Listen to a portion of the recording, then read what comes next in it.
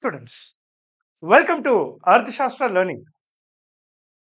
So ఈ రోజు మనం ఈ క్లాస్లో let us discuss the importance of Indian polity in UPSC exam.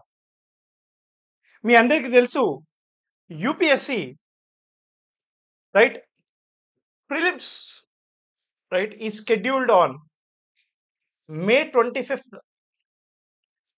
2025. So prelims యూపీఎస్సీలో పాలిటీ యొక్క ఇంపార్టెన్స్ ఏంటి?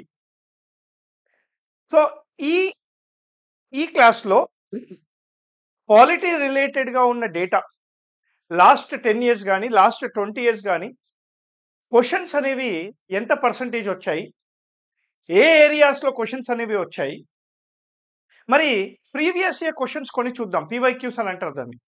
అంటే క్వశ్చన్స్ అనేవి ఏ రకంగా అడుగుతున్నారు, ఈ విశేషాలన్నీ కూడాను ఈ వీడియోలో చూద్దాం.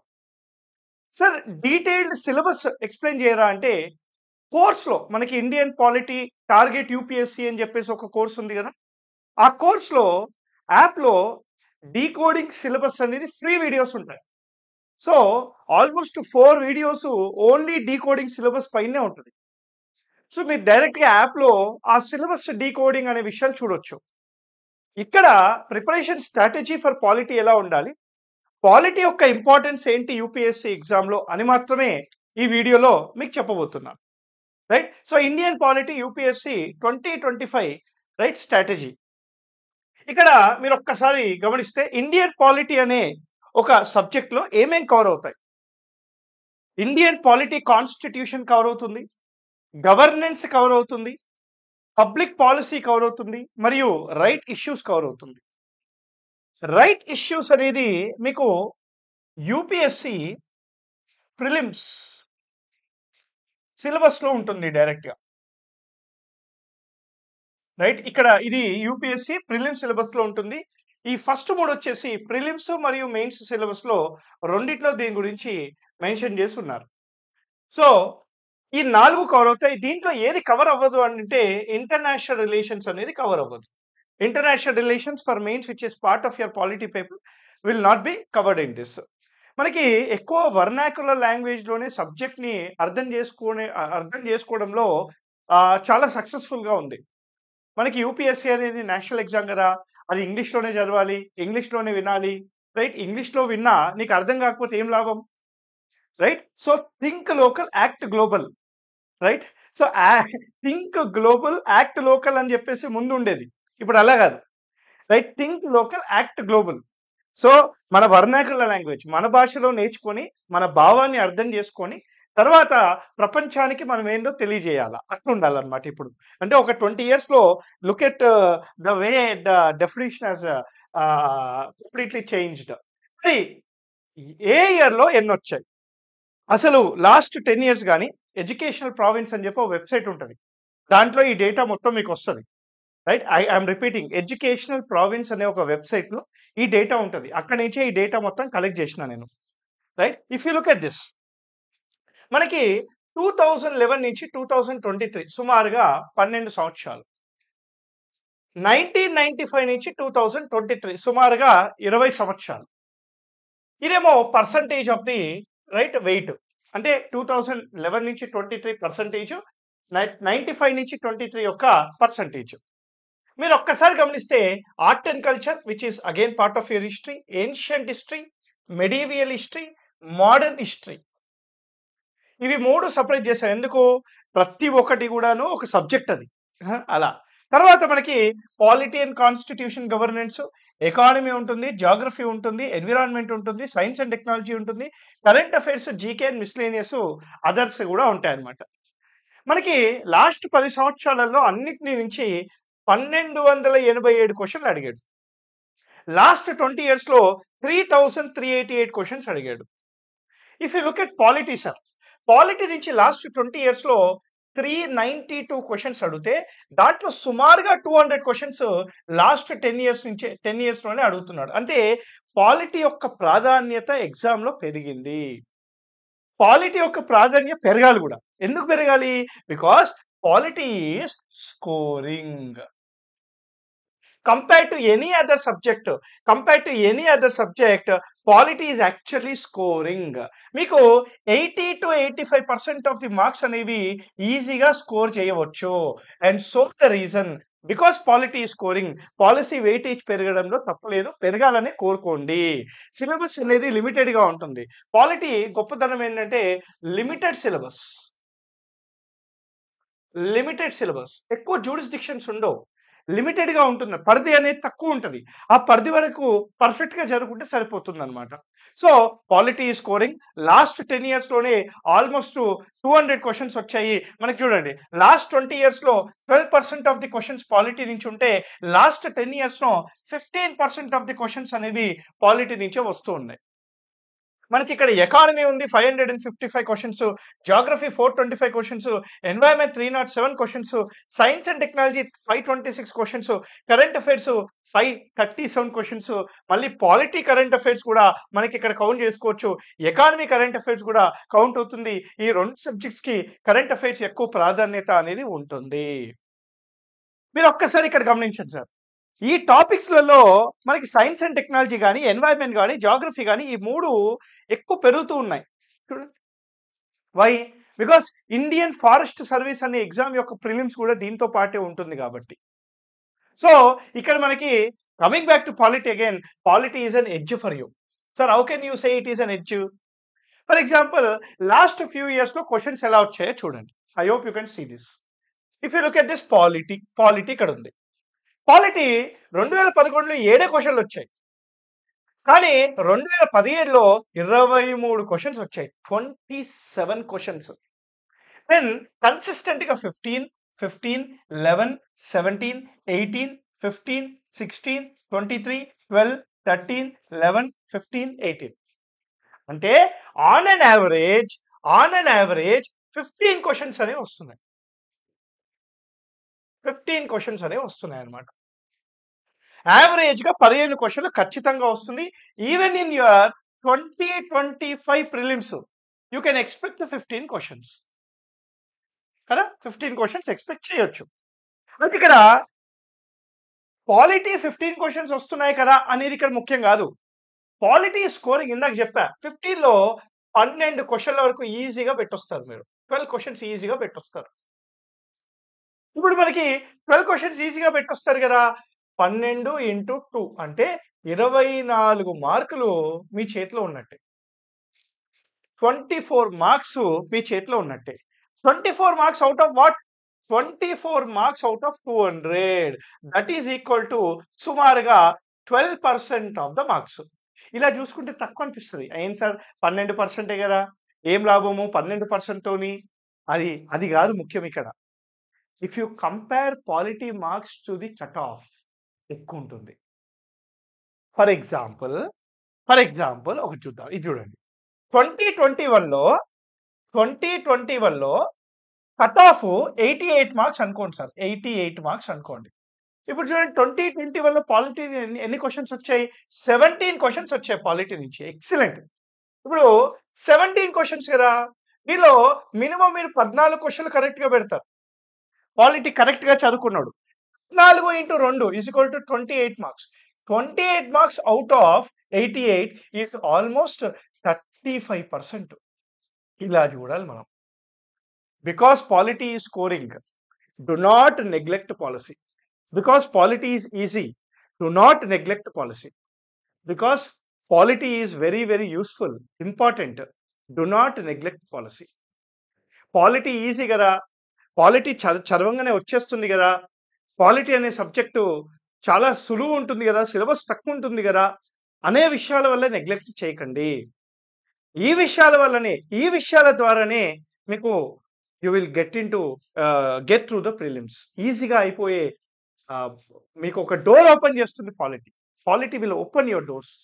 ఇప్పుడు చూడండి, 35 మార్క్స్ పర్సెంటేజ్ మీకు 28 మార్క్స్ ఇక్కడ వచ్చాయి కదా. ఇప్పుడు 88 మార్క్స్ అనుకోండి సార్, 88 - 28 అంటే ఇంకెంత ఉన్నాయి? 0, 6. ఇంకా 60 మార్కులు రావాలి. వేరే సబ్జెక్టులు వస్తాయి కదా 60 మార్కులు రావాలంటే ఇంకో 30 క్వశ్చన్స్ కరెక్ట్ అవుతుంది చాలు. Look at this. అంటే పాలిటీ అనే ఒక అస్త్రం ద్వారా వేరే సబ్జెక్ట్స్‌ని గూడా మీరు స్మార్ట్‌గా మీ ప్రిపరేషన్ అనేది చేసుకోవచ్చు. అందుకే పాలిటీ నెగ్లెక్ట్ చేయకండి. మా అంటే ఏముంటుంది సార్ పాలిటీలో ఒక 50 ఆర్టికల్స్ గుర్తుపెట్టుకోవాలి. ఒక 25-30 అమెండ్మెంట్స్ గుర్తుపెట్టుకోవాలి. ఒక 25 సుప్రీం కోర్ట్ కేసులు గుర్తుపెట్టుకోవాలి అంతే. ఒక 15 డాక్ట్రిన్‌లు గుర్తుపెట్టుకోవాలి. 15 డాక్ట్రిన్స్ గుర్తుపెట్టుకోవాలి. రైట్? మన కోర్స్ ఉంటుంది ఒకటి. Right? Target UPSC polity course అనేది ఉంటుంది. చాలా డీటెయిల్‌గా ఎక్స్‌ప్లెయిన్ చేశాను. ఆల్‌మోస్ట్ 120+ అవర్స్ ఉంటాయి. కరెంట్ అఫైర్స్ కవర్ అవుతాయి. లేటెస్ట్ అమెండ్మెంట్స్ ఉంటాయి. ఇవన్నీ కూడా కవర్ అవుతాయి దీనిలో. పాలిటీ కరెంట్ అఫైర్స్ కూడా కవర్ అవుతుంది దాంట్లో. Everything is covered. Everything is covered. ఇది మళ్ళీ నేను జనరల్‌గే మాట్లాడుతున్నాను. అదే ఈడబ్ల్యూఎస్ లేదా ఓబీసీ లేదా ఎస్సీ, ఎస్టీ కట్ ఆఫ్‌లు చూసుకుంటే పాలిటీ మీ ఆపద్ బంధువు అయిపోతాడు. మీ మీ మీ దేవుడైపోతాడు. సో, అందుకే పాలిటీ నెగ్లెక్ట్ చేయకండి. But if you look at the cut offs ఒకసారి కట్ ఆఫ్స్ చూడండి సార్. 2021 కట్ ఆఫ్ మనకి సీసాట్ పేపర్ వల్ల సీసాట్ పేపర్ వల్ల సీసాట్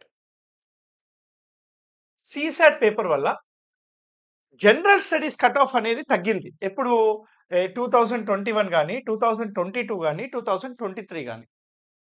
2021లో 87.54 మార్క్స్ కట్ ఆఫ్‌గా ఉంది గదా!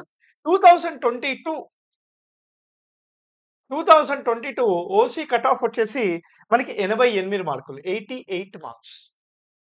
2023 ఆల్‌మోస్ట్ తగ్గింది సార్. 77, 75 మార్క్స్. 75 మార్క్స్. 75 మార్కులు మాత్రమే.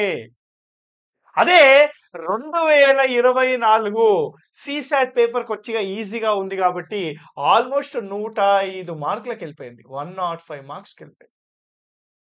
105 మార్క్స్‌కెళ్ళిపోయింది.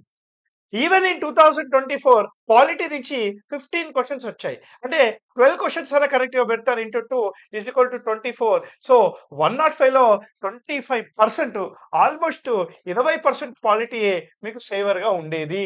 పాలిటీ కరెక్ట్‌గా చేసుకుంటే. క్వెషన్స్ కూడా ఈజీగానే వచ్చాయి. మరి అంత టఫ్‌గా కూడా ఏం లేదు. So, if you look at the polity cut offs 2021 గాని, 2022, 2019, 70లో ఇలా ఉన్నాయన్నమాట కట్ ఆఫ్స్. సో, అసలు పాలిటీలో ఏ ఏరియాస్ నుంచి క్వెషన్స్ ఎక్కువ అడుగుతున్నాడు? రైట్? ఇదే వెబ్‌సైట్‌లో ఇందాక చెప్పాను గదా! ఎడ్యుకేషనల్ ప్రూవెన్స్ అని ఒక వెబ్‌సైట్ ఉంటది. ఎడ్యుకేషనల్ ప్రూవెన్స్. దానిలో డీటెయిల్డ్‌గా ఇచ్చాడు. పొలిటికల్ థియరీ అనే ఒక సబ్ టాపిక్ నుంచి 10% క్వెషన్స్ వస్తున్నాయి. లాస్ట్ ఆల్‌మోస్ట్ 10 ఇయర్స్ నుంచి 10% క్వెషన్స్ వస్తున్నాయి. అంటే పొలిటికల్ థియరీ అంటే ఏంటి? What is the state? What is liberty? What is equality? What is constitutionalism? What is eclipse? What is severability? What is pith and substance? Doctrine of pith and substance? What is doctrine of repugnancy? ఇలాంటివన్నమాట. Political theory is nothing but your doctrines. To some extent features. So, అవన్నీ political థియరీలో వస్తాయి. ఇది ఎక్కువగా మనము concept ద్వారానే నేర్చుకోవచ్చు. Concept ద్వారానే వస్తుంది. కంప్లీట్‌లీ ప్యూర్ కాన్సెప్ట్ ఇది. ప్యూర్ కాన్సెప్ట్ ఇది. Pure concept. Then we have Indian political system. అసలు రిజిస్టర్డ్ పొలిటికల్ పార్టీ అంటే ఏంటి? రికగ్నైజ్డ్ పొలిటికల్ పార్టీ అంటే ఏంటి?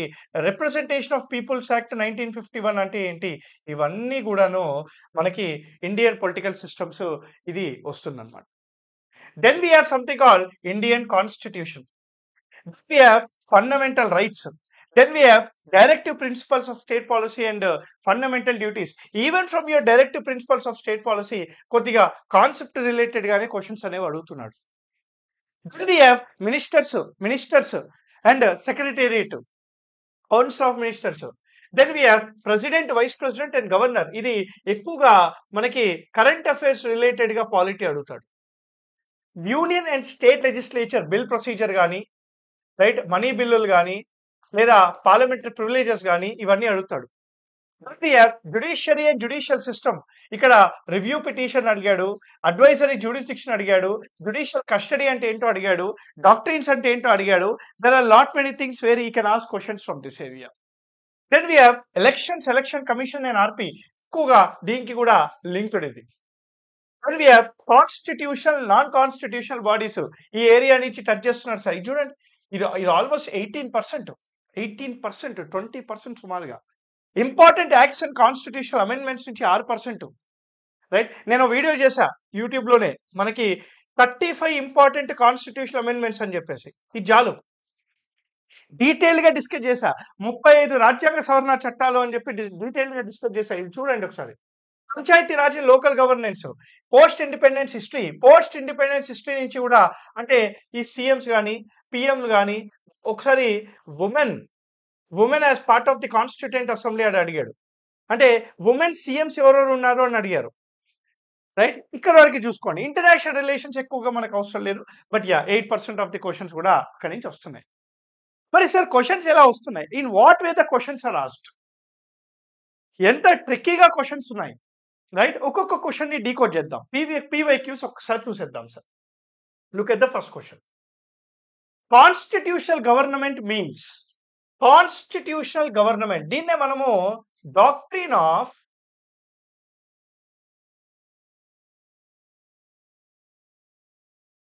కాన్స్టిట్యూషనలిజం అని అంటాం. దీన్ని మనము డాక్ట్రిన్ ఆఫ్ కాన్స్టిట్యూషనలిజం అని అంటాం. What is the meaning of constitutional government?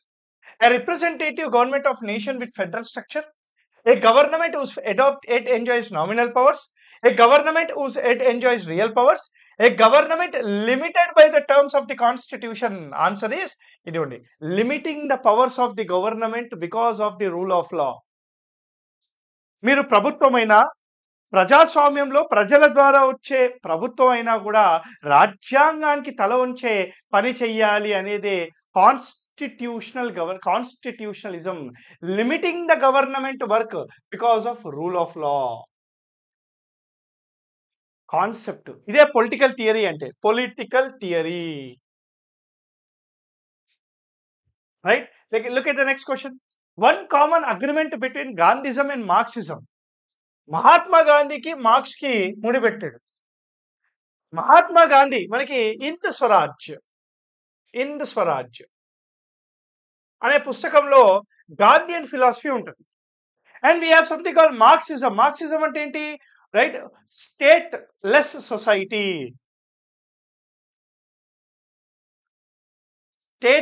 Society Marxism.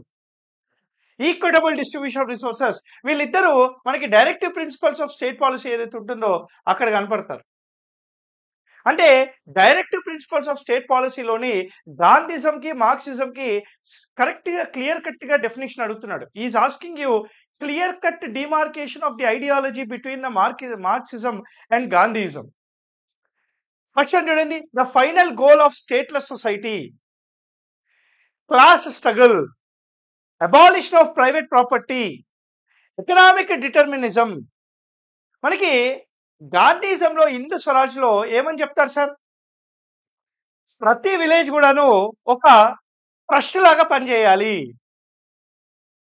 It has to be independent గా ఉండాలి. ట్రస్ట్ లా పనిచేయాలి.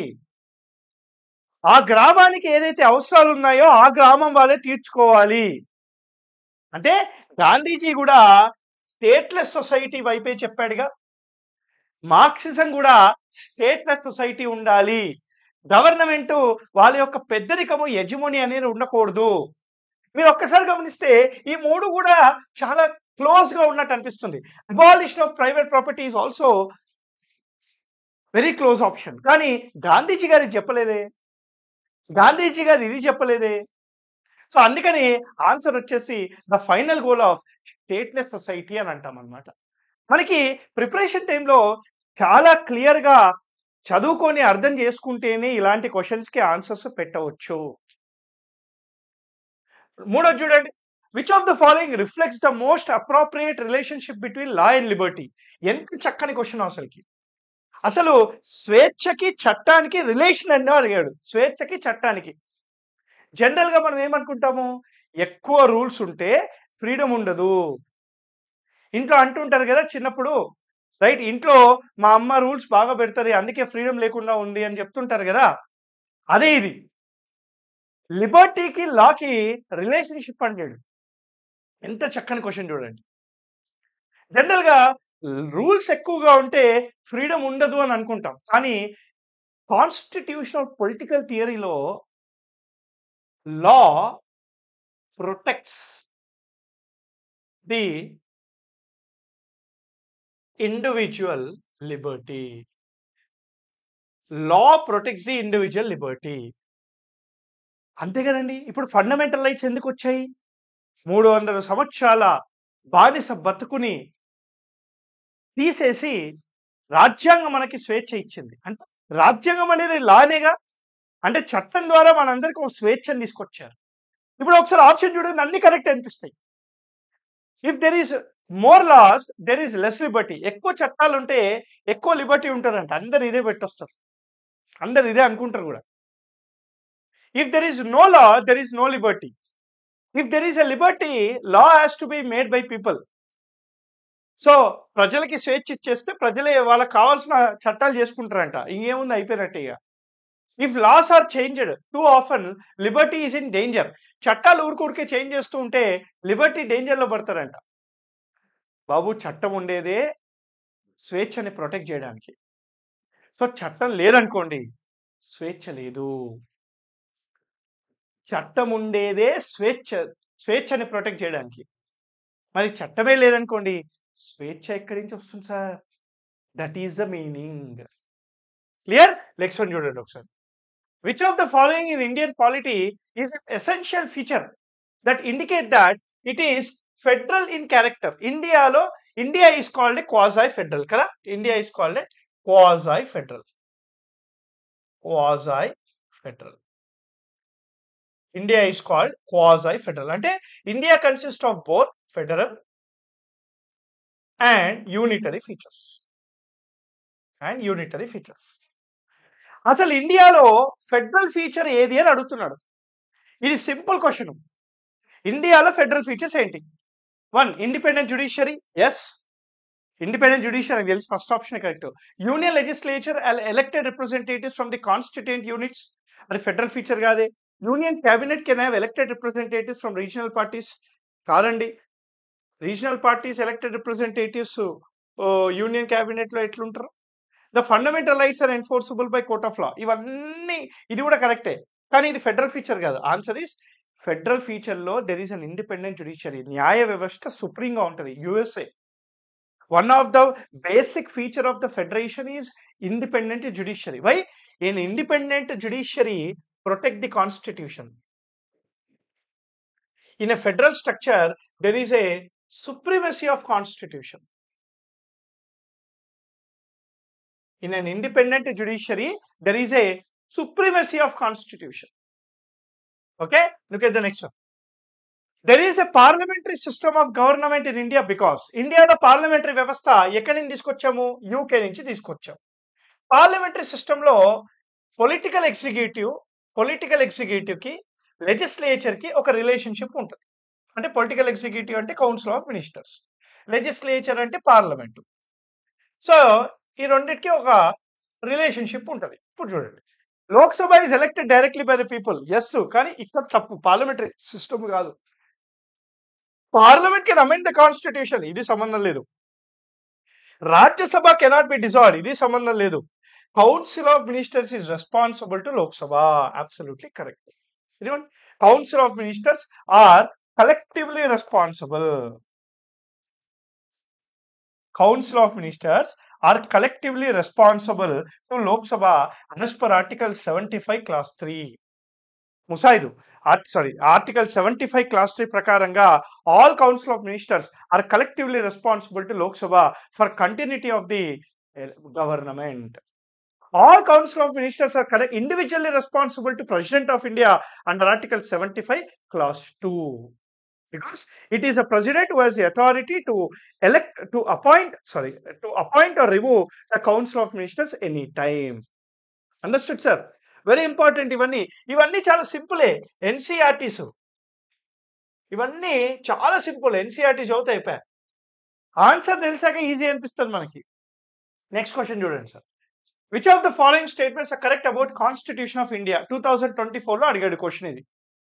Power of the municipalities are given in part 9A of the constitution 74వ రాజ్యాంగ సవరణ చట్టము 1992 ద్వారా వచ్చింది. కరెక్ట్.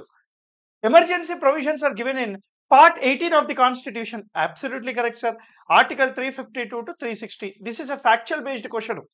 ఇట్లాంటి మనం యూపీఎస్సీలో ఇవి వస్తాయా, ఇట్లాంటివి కూడా వస్తాయా అని అనుకుంటారు. వచ్చినాయి sir. Provision related to amendment of the constitution is given in part 20. Absolutely correct. Article 368. Article 368 of the constitution talks about amendment of the constitution of India, which is given in part 20. So 300 absolutely correct. And municipalities, powers of the municipalities are given in part 9A of the constitution. Article 243W. Article 243W talks about certain powers which is linked to schedule 12. Schedule 12 talks about 18 functions or powers to be performed by municipalities. Emergency provisions, part 18 of the constitution రాశారు. So answer is D. 1, 2, 3 is correct. See, look at this. ఎంత ఏమంటారు, ఎంత easy questions ఉన్నాయి. First of all 2024లో అడిగాడు ఈ question. Consider the following statements in respect to the constitution day. See, constitution day గురించి అడిగాడు. అంటే ఎప్పుడు కాన్స్టిట్యూషన్ డే అంటే November 26th మనము కాన్స్టిట్యూషన్ డేని సెలబ్రేట్ చేస్తాము. ఎందుకని? November 26, 1949 రోజున రాజ్యాంగ పరిషత్తు రాజ్యాంగాన్ని అడాప్ట్ చేసుకుంది కాబట్టి. The constitution day is celebrated on 26th November every year to promote constitutional values. Correct, sir. On November 26, 1949, the Constituent Assembly of India set up drafting committee under the chairmanship of Dr. B.R. Ambedkar to prepare a draft constitution. Statement 2 is wrong. Statement 1 is correct. ఎందుకని drafting కమిటీని పెట్టింది ఎప్పుడు? August 29th, 1947. August 29th, 1947. 2 weeks after the independence. భారత రాజ్యాంగానికి, భారతదేశానికి స్వాతంత్రం వచ్చిన 2 వారాలకి right August 29వ తారీఖు మనకి డ్రాఫ్టింగ్ కమిటీని పెట్టారు. Drafting committee consist of 7 members. Right, doctor BR Ambedkar as the chairperson of the drafting committee. బెడగర Narasimha Rao is the constitutional adviser to the constituent assembly. ఇది కూడా జీకే ఫ్యాక్చువల్ బేస్డ్ క్వశ్చన్. ఇలాంటివి అసలు యూపీఎస్సీలో రావనుకుంటారు మీరు. వస్తున్నాయిగా? వస్తాయి సార్, వస్తాయి. యూపీఎస్సీ అంటేనే అన్ప్రెడిక్టబుల్. ఎప్పుడు ఏమడతాడో తెలీదు. సో అన్నిటికీ రెడీ ఉండండి మీరు. ఓకేనా? మేము తోపులము, తురుములము, మేము ఇవన్నీ జరగము అనుకుంటే అయిపోయినట్టే. అక్కడే ఉండండి మీరు, ఇక రాకండి. Consider the following statements. ఇది కూడా 2023లో అడిగాడు sir. The Supreme Court of India has held in some judgments that reservation policies under Article 16 Clause 4 of the Constitution of India would be limited by Article 335 for maintenance of efficiency of the administration. ఇది correct. నేను నా యొక్క కోర్సులో reservations అనే టాపిక్లో చాలా డీటెయిల్గా ఒక 2 hours డిస్కస్ చేస్తాను దీని గురించి. ఆర్టికల్ 16(4) అంటే అసలు రిజర్వేషన్స్ అనే దాని మీదనే చాలా డీటెయిల్గా ఉంటుంది. దీని రిలేటెడ్గా ఆల్మోస్ట్ ఒక 4 to 5 సుప్రీంకోర్టు జడ్జిమెంట్స్ కూడా ఉంటాయి. Article 335 of the Constitution defines the term efficiency of the administration. కాదండి, Article 335 దేని గురించి మాట్లాడుతుంటే claims of SCs and STs in government employment without compromising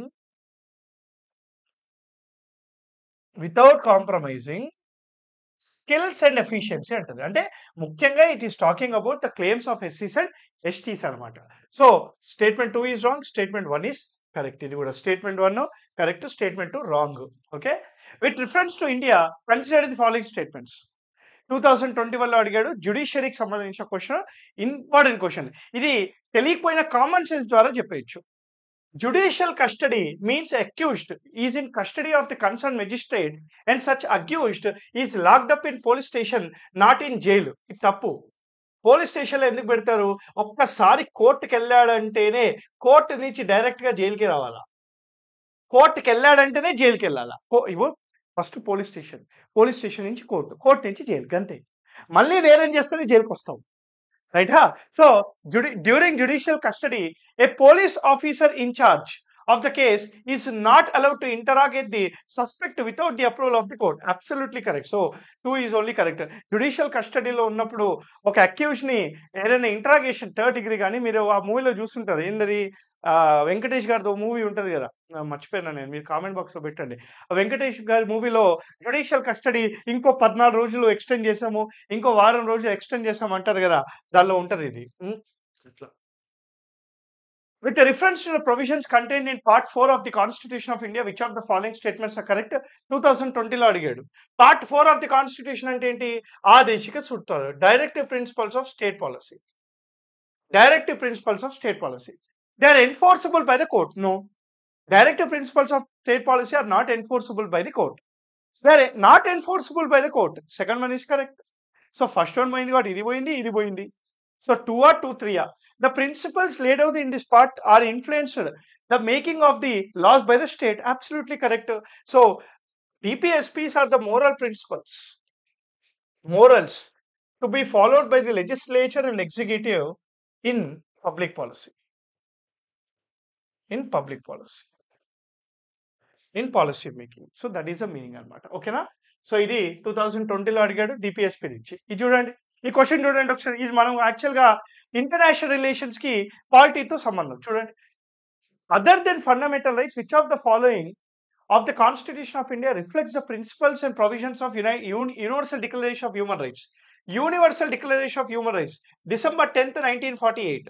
There are 30 Universal Declarations. మనకి ప్యారిస్ అగ్రిమెంట్ వస్తుంది తర్వాత so Paris agreement ద్వారా national human rights commission కూడా వస్తుంది so universal declaration of human rights కి దానిలో ఏమేమి ఉన్నాయి సో రైట్ టు లిబర్టీ ఉంది ప్రైవసీ ఉంది మనకి ఈక్వాలిటీ ఉంది జస్టిస్ ఉంది ప్రియాంబుల్లో ఉంటుంది డిపిఎస్పీలో ఉంటుంది ఫండమెంటల్ డ్యూటీస్ లో కూడా ఉంటుంది హార్మోనీ ఉంటుంది కదా డిగ్నిటీ ఆఫ్ ద ఉమెన్ ని ప్రొటెక్ట్ చేయాలి హార్మోనీ మెయింటైన్ చేయాలి so answer is all D ఉంటుంది అనమాట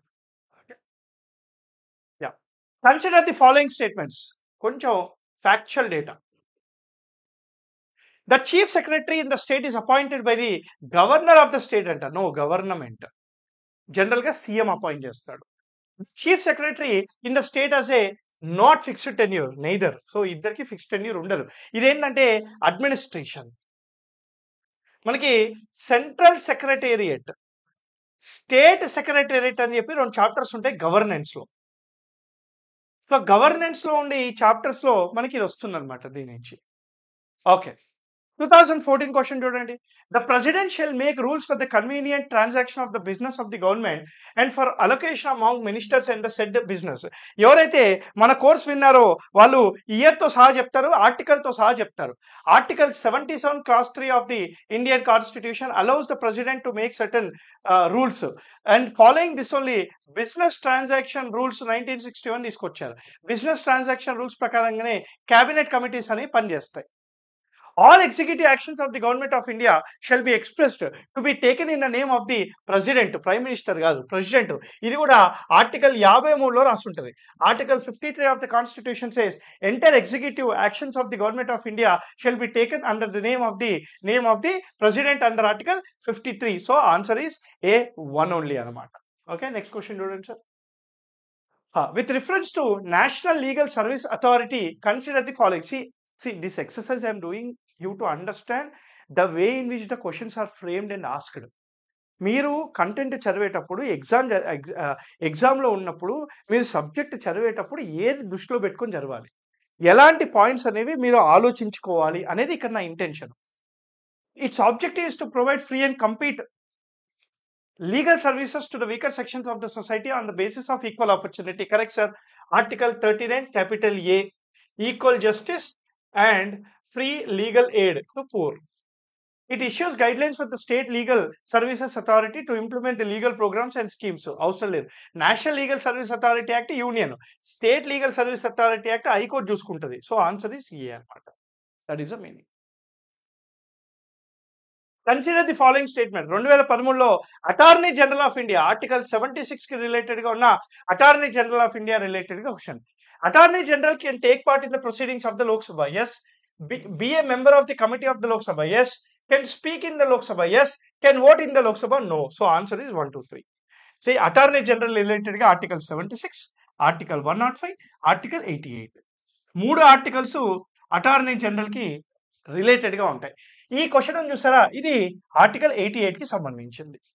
According to Article 88 of the Constitution, like a minister, even Attorney General can take part in the proceedings of both the houses of the Parliament, be part of be part of the joint sitting of the Parliament without voting. And apart from this, he can also be member of the any parliamentary committee as appointed by the Speaker or the Chairman. Yes, what an excellent question. I'll tell you why it is an excellent question. Fundamental objective of Panchayati Raj system is to ensure which among the following అని అడిగాడు. అంటే what is the objective of 73rd constitution amendment act 1992? 73వ రాజ్యాంగ సవరణ చట్టం యొక్క లక్షణం ఏంటి? What is the main purpose of 73rd constitution amendment act? Options చూడండి. People participation in development, political accountability, democratic decentralisation, financial mobilisation. 4 correct అనిపిస్తున్నాయి కదా మీకు? ఇవన్నీ బై ప్రోడక్ట్స్. ఇది బై ప్రోడక్ట్, ఇది by product. The main objective of 73rd amendment act స్థానిక సంస్థల యొక్క రాజ్యాంగ హోదా అనేది డెమోక్రసీ, డెమోక్రటిక్ డీసెంట్రలైజేషన్, ప్రజాస్వామ్యాన్ని స్థానికల్లో తీసుకొని రావాలి అని చెప్పేసి తీసుకొచ్చారు. So 3 should be there and people's participation in the development. So answer వచ్చేసి సి అవుతుంది, not 1, 2, 3, 4. This is a very important question. See when you have clarity over the concept, when you have clarity over the concept, then it will be easy అవుతుంది. ఓకేనా sir? So yeah next question చూడండి. In the areas covered under Panchayati Extension of Schedule Areas Act of 1996, what is the role of the Grama Sabha? Grama Sabha has to power, see, ఎక్కడైతే PESA act ఉంటుందో, ఇది class లో కూడా చెప్పినా మీకు, PESA act ఉంటుందో state legislature will become advisor. Gram sabha has more powers. ఇది మన క్లాస్ లో కూడా చెప్పా. గ్రామ సభ యొక్క అధికారాలు ఏంటి అని చెప్పేసి కూడా తీసా. గ్రామ సభ has the powers to prevent alienation of the land in schedule area. Yes sir. Grama Sabha has power to minor forest produce. Yes sir. Recommendations of Grama Sabha is required for granting prospect licensing of mining. Absolutely correct sir. Answer is D. ఇంకా Pisa act లో గ్రామ సభ యొక్క అధికారాలు చాలా ఉంటాయి. So ఇవన్నీ కూడాను మనము క్లాస్లలో చేస్తాము. So I'll see the last question. According to Constitution of India, a person who is eligible to vote can be made a minister in a state for 6 months, even if he is not a member of legislature of the state. Correct. According to RP Act, a person convicted of a criminal offence and sentenced to imprisonment 5 years is permanently disqualified anta. No. Section 8 class 3 ఏమంటుంది? ఎవరైనా 2 లేదా 2 సంవత్సరాల కంటే ఎక్కువగా right జైల్లో ఉంటే, జైల్లోకి నుంచి వచ్చాక ఈ cannot be contest for elections for 6 more years, తర్వాత కంటెస్ట్ చేయొచ్చు. సో ఆన్సర్ వచ్చేసి రాంగ్, ఇది correct. That is the meaning. So this is your PYQs. Some other PYQs I wanted to mention and discuss with you. మనకి target UPSC polity course అని చెప్పేసి మన యాప్లో ఉంటుంది, అర్థశాస్త్ర సివిల్స్ అకాడమీ యాప్లో. మీకు డిస్క్రిప్షన్లో లింక్ కూడా ఉంది. మీరు పాలిటీ 80-85% మార్క్స్ స్కోర్ చేయాలంటే this is a one stop solution for you. You can directly take this polity course. దాంట్లో మనకి పాలిటీ కాంప్రహెన్సివ్ క్లాసెస్ ఉంటాయి, updated last year current affairs ఉంటుంది. తర్వాత ప్రతి current affairs every month current affairs అనేది MCQs రూపంలో update చేసి దానికి వీడియో ఎక్స్ప్లెనేషన్ కూడా ఉంటుంది. తర్వాత టాపిక్ వైజ్ ప్రాక్టీస్ MCQs ఉంటాయి. తర్వాత చాలా ఇంపార్టెంట్, మీకు డీటెయిల్డ్గా నోట్స్ కూడా దానిలో అవైలబుల్గా ఉంది, PPTs కూడా దానిలో అవైలబుల్గా ఉంది. ప్రింట్అవుట్ తీసుకోవచ్చు, మీరు డౌన్లోడ్ కూడా చేసుకునే అవకాశాలు ఉన్నాయి. Is it clear? So this is the strategy are importance of polity for UPSC 2025. So all the very best for your exam. If you need any support, do call to the number you can see in the in the scrolling. So number ki call cheyandi, I'll be available. If you need any mentorship, let me know. I'll be happy to provide in my office at Ashok Nagar. Till then, thank you very much. I'll see you guys in my next class. Right? Till then, happy learning. Jai Hind.